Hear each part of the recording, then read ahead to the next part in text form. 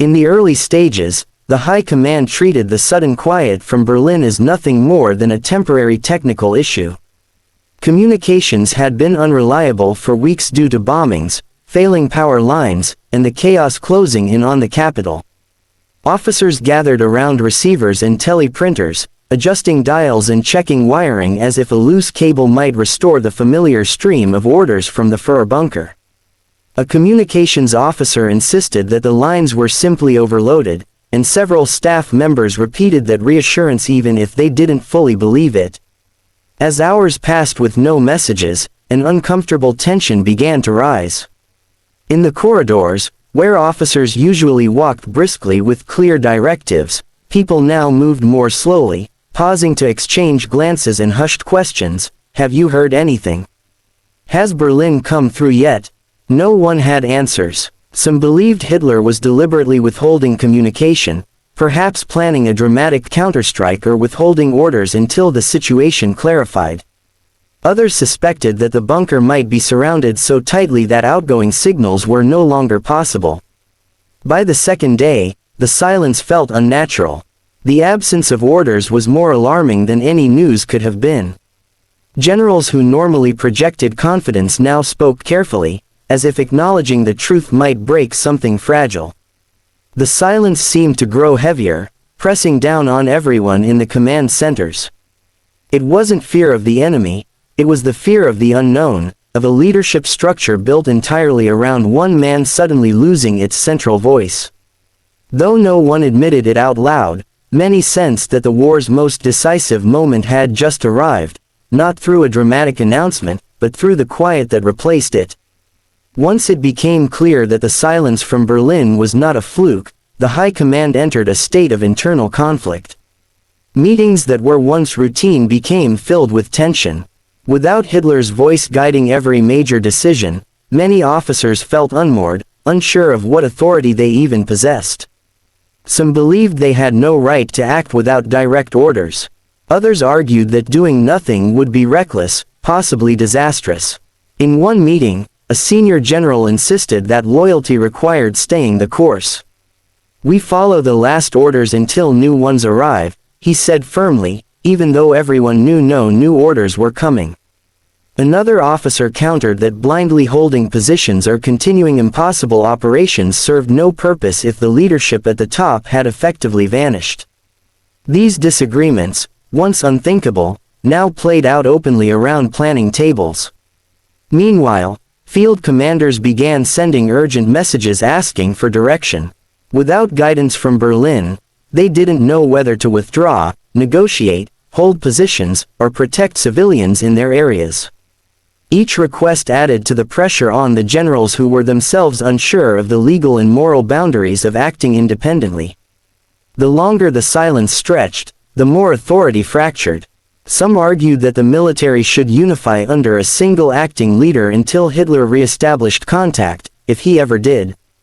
Others insisted it was dangerous to assume anything about his status.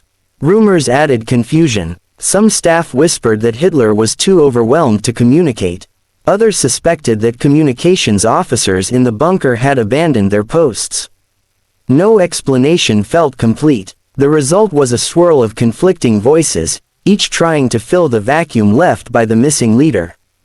With no precedent and no guidance, even experienced commanders found themselves navigating unfamiliar terrain, torn between loyalty, responsibility, and fear of making the wrong choice. As scattered reports filtered in from surviving messengers and intercepted radio traffic around Berlin, the High Command slowly began to face what they had tried so hard to avoid: the possibility that Hitler could no longer lead, or perhaps wasn't even alive. These reports were rarely clear. Some simply described the encirclement of Berlin. Others mentioned that no one entering the city had been able to reach the bunker. A few suggested that the situation inside had deteriorated sharply. At first, officers attempted to dismiss or reinterpret these hints. They suggested that perhaps Hitler was conserving power, or that messages were intentionally blocked to maintain secrecy. But privately, the truth became harder to deny. In quiet rooms and late-night discussions, generals exchanged theories in cautious voices. No one wanted to be the first to say what everyone was thinking. A turning point came when a reliable courier delivered a verbal update from Berlin. The bunker was heavily isolated, and key figures inside had stopped attempting outgoing communication. Though still not confirmation of anything, the weight of the message was unmistakable. Officers realized that the leadership they depended on might be gone. The mood shifted from confusion to a somber clarity. Some officers visibly struggled to process the implications. Without Hitler, the entire chain of command essentially disappeared. All the structures built around absolute obedience were suddenly useless. Those who had privately prepared for this moment began quietly organizing contingency plans. Others still clung to hope, insisting that until definite information arrived, the army must behave as if nothing had changed. But deep down, most realized that they were witnessing the end of an era. The silence no longer felt like an inconvenience, it felt like an announcement, one the high command could only interpret by reading between the lines of everything that wasn't being said. With no communication from Berlin and no clear successor identified, the German military command began to break into smaller, semi-independent authorities. Commanders in different regions interpreted the situation in their own ways, leading to an increasingly fragmented national strategy. In the northern sectors, some officers prioritized preserving civilian lives, reasoning that further fighting would achieve nothing without central direction. They initiated local ceasefires or allowed evacuations, hoping to prevent unnecessary suffering.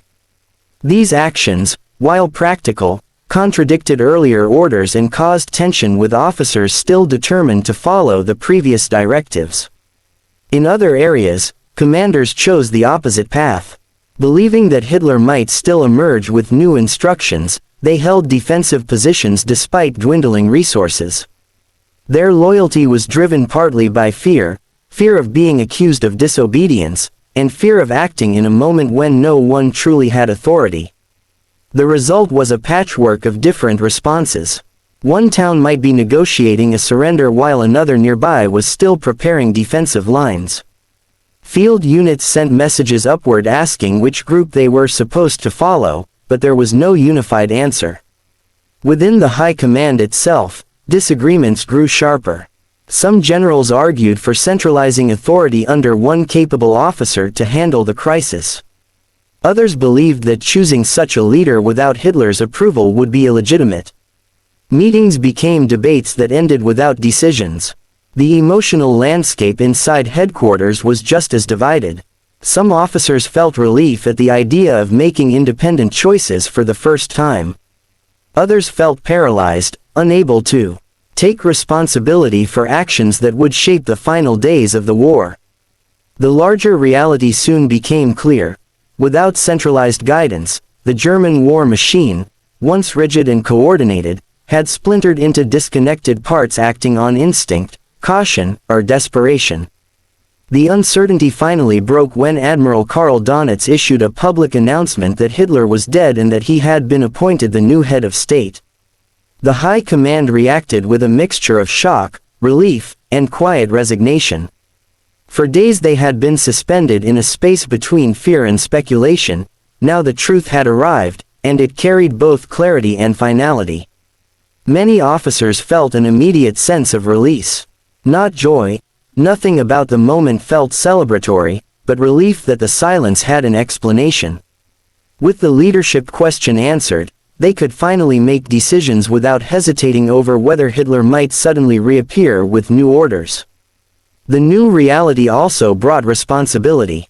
Generals who had delayed decisive action now had to confront the consequences of the war's collapse. Donitz directed the military toward ending the conflict as quickly and orderly as possible. His goals were clear: avoid unnecessary destruction, prevent chaos, and arrange formal surrenders where possible. Within the high command, conversations shifted from strategy to closure. Officers reviewed remaining troop positions, transport capacities, and communication routes for arranging ceasefires. Many expressed regret for the lives already lost in the final weeks. Others worried about how history would judge them in the aftermath. Although Donitz attempted to establish a sense of continuity, everyone understood that the government he now led was temporary and transitional. The war's end was inevitable. The priority was to manage it responsibly, not to extend it. In the following days, the atmosphere changed noticeably. Rooms once filled with sharp debates now hosted calm, somber discussions. The silence that had previously caused fear now felt like the beginning of an ending, a moment when the High Command finally recognized the full scope of what had already been lost and what needed to be done to bring the conflict to a close.